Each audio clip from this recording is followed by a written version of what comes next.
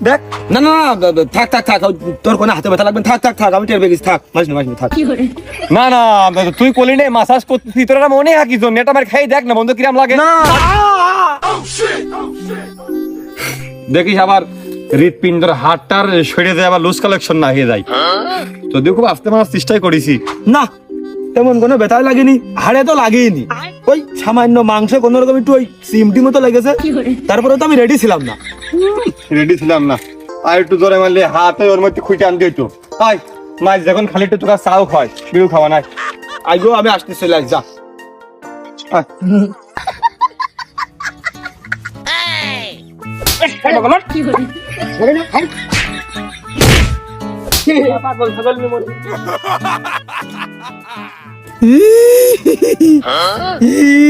শালা যাইরো